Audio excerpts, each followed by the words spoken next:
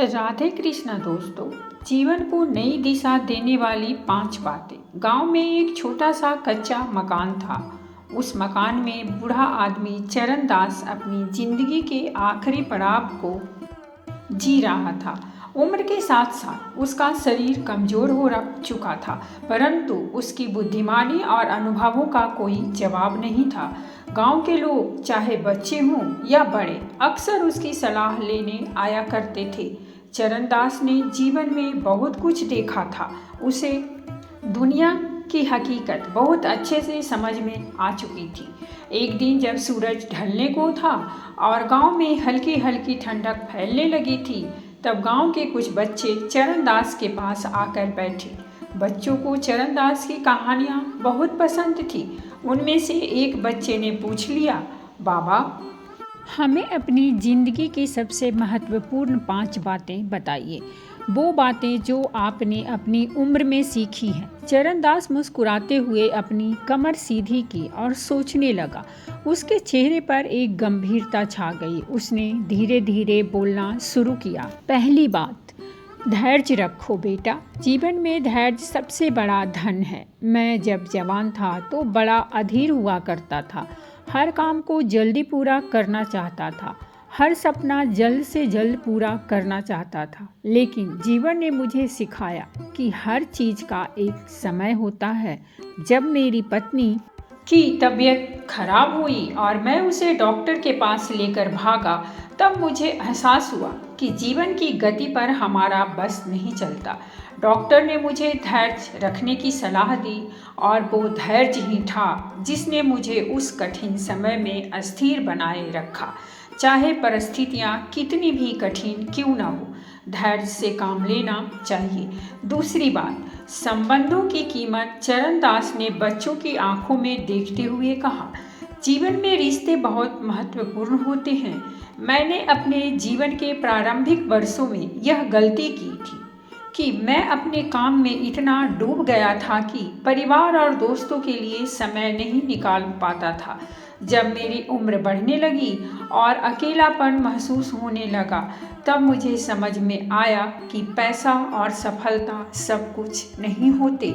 इंसान के लिए उसके रिश्ते सबसे बड़ा सहारा होते हैं। मैं चाहता हूँ कि तुम लोग हमेशा अपने परिवार और दोस्तों की कद्र करो, उनके साथ समय बिताओ। तीसरी बात, ईमानदारी का महत्व। बचपन में मेरी दादी कहा करती थी, सच बोलना सबसे बड़ा धर्म है। मैंने इसे अपने जीवन का मूल मंत्र बना लिया था।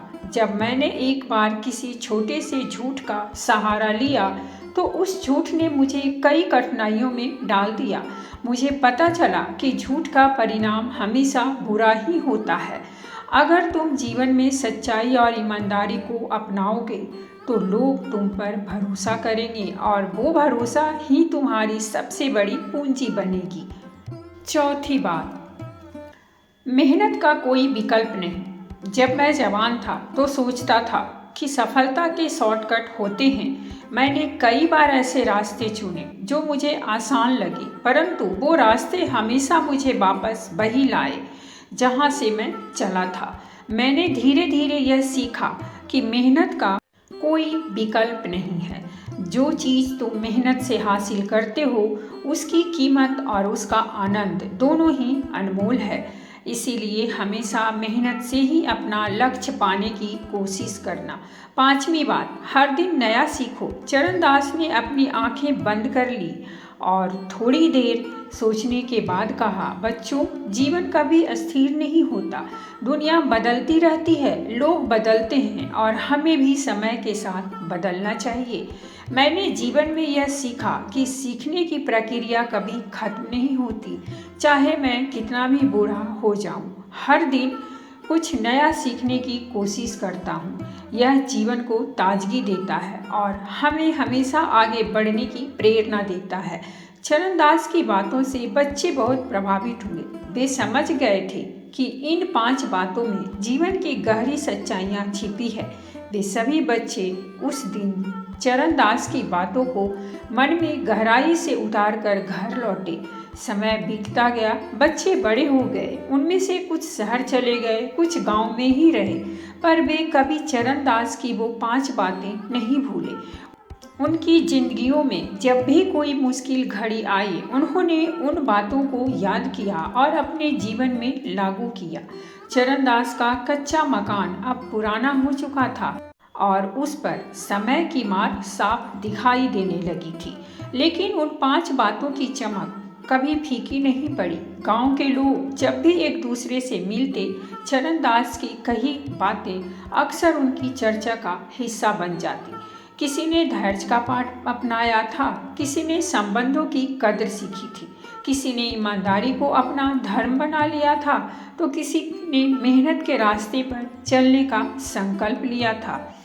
और हर कोई हर दिन नया करने की कोशिश करता रहा।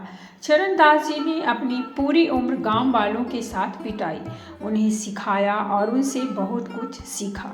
उनकी बातें केवल बच्चों के लिए ही नहीं, बल्कि बड़े बूढ़ों के लिए भी सीख की स्रोत थी।